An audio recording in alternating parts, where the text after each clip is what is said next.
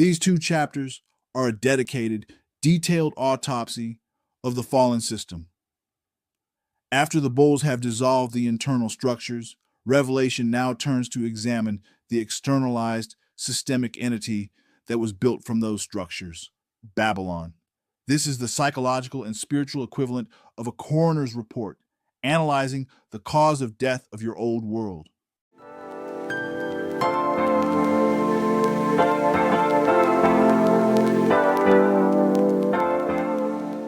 This chapter reveals the inner workings and ultimate source of the external system.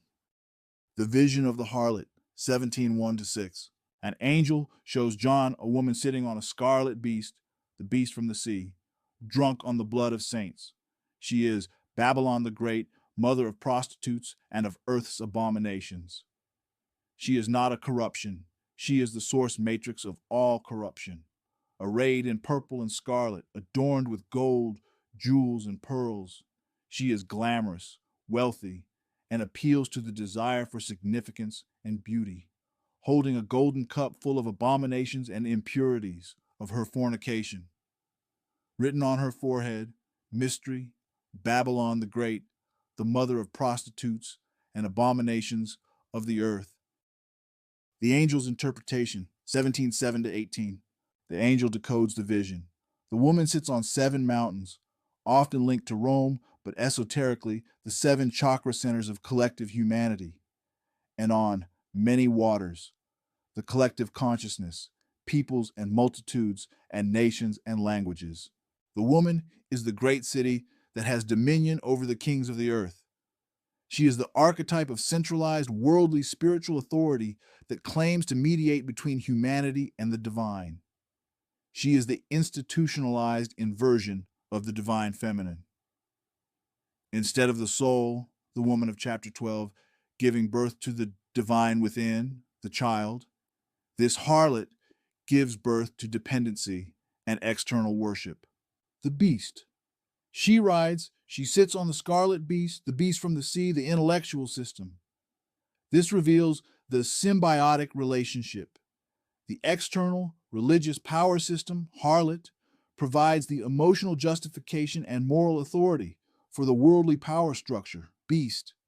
The beast gives the harlot its power and platform. Together, they form the complete mind-body of collective separation. The 10 horns will hate the prostitute and burn her with fire. This is the critical revelation. The very egoic powers, king's horns, that once served the system will ultimately turn and destroy it. In your inner process, this means the faculties you once used to serve external idols, your intellect to argue dogma, your will to pursue status, will, upon awakening, be the very forces that dismantle your belief in those idols. You will use your mind to see through the doctrine and your will to walk away from the empty pursuit. The system is suicidal. It contains the seeds of its own destruction. Inner event and somatic correlation. This chapter triggers the realization of your own complicitness. You see clearly how you have fornicated with external systems, how you gave your inner authority, the kings of the earth, to ideologies, institutions, and gurus for the promise of security, identity, and belonging, the gold and jewels. This can bring a wave of shame and anger, but also profound clarity. It may feel like a cognitive unplugging, a literal shift in perception where the advertising, rhetoric, and spiritual trappings of the world suddenly look garish and empty.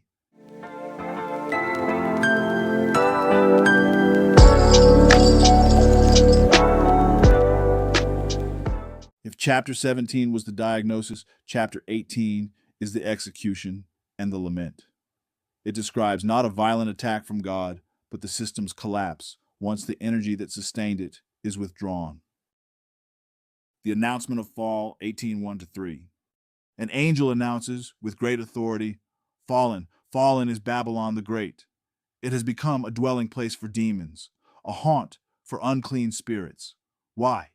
Because all nations have drunk the wine of the passion of her immorality, and the kings of the earth have committed immorality with her, and the merchants of the earth have grown rich from the power of her luxurious living.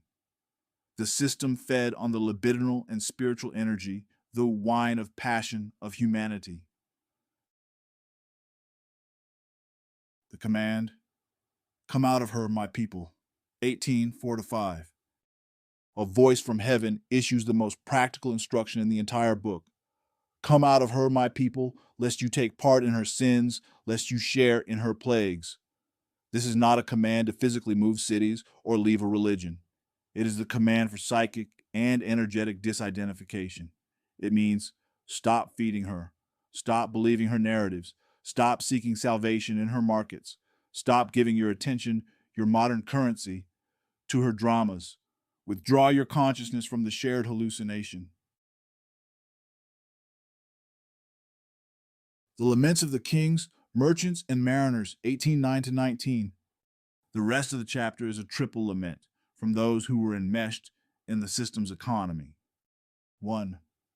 The kings of the earth, the ruling faculties within you. They weep because the system that gave them a role and identity is gone. Alas, alas, you great city, for in a single hour your judgment has come. Your inner king that loved being a devout believer, a successful professional, or a righteous activist mourns the loss of that defining drama. 2. The merchants of the earth, the trading faculties. They weep because no one buys their cargo anymore. This is the most revealing list, 18:12-13. Gold, silver, jewels, pearls, spiritual status, value. Fine linen, purple, silk, scarlet, identity, righteousness. Scented wood, ivory, costly wood, bronze, iron, marble, durable structures of belief. Cinnamon, spice, incense, myrrh, frankincense, emotional and ritual experiences. Wine, oil, fine flour, wheat, nourishment and intoxication. Cattle, sheep, horses, chariots, energy and mobility. And slaves, that is, human souls. This is the complete inventory of the spiritual and psychological marketplace. It is everything sold to you to fill the inner void. The merchants are the parts of you and the external world that trade in these commodities. Their grief is your realization that these things no longer hold any value for your soul. 3. The mariners and all who work the sea, the navigators. They weep because the entire mode of transit and trade is gone. All who had ships at sea grew rich by her wealth. The ships are the vehicles you use to navigate the world of Babylon. Your career path, your social circle, your spiritual practice is a means to an end. The harbor is destroyed.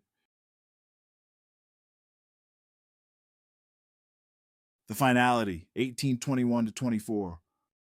A mighty angel throws a millstone into the sea, declaring, "So will Babylon, the great city, be thrown down with violence and will be found no more." The city of external noise, music of harpists, musicians, flutists, trumpeters, is silenced. The city of external craft, craftsmen of any craft, is gone. And the city of external sustenance and the sound of the millstone is stilled. The city of false light, the lamp, is extinguished. The city of false union, the voice of bridegroom and bride, is mute. Why? For your merchants were the great ones of the earth, and all nations were deceived by your sorcery. And in her was found the blood of prophets and of saints, and of all who have been slain on earth. The system's crime is sorcery, the enchanting deception that turns attention outward.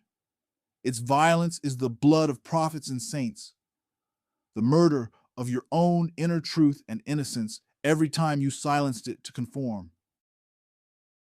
The inner event and the spiral's final turn. The fall of Babylon is the direct, inevitable result of the bowls. Once the internal purification is complete, the external projection loses its anchor. The come out command is the active, conscious choice that accelerates the collapse. This chapter is experienced as a profound, irreversible disenchantment with the world, followed not by nihilism, but by immense peace and a quiet, internal grounding. You are no longer a participant in the psychic economy. You have repatriated your soul. This is the moment, the spiral, having dissolved everything at the center, stops spinning. The centrifugal force that was throwing your energy outward into Babylon ceases. The energy settles. The noise fades. You are now in the silent, cleared space where the only sound is the voice from the throne saying, "Behold, I make all things new." The stage is set. The new Jerusalem can now descend because there is finally an empty, clean, and willing space for it to land within you.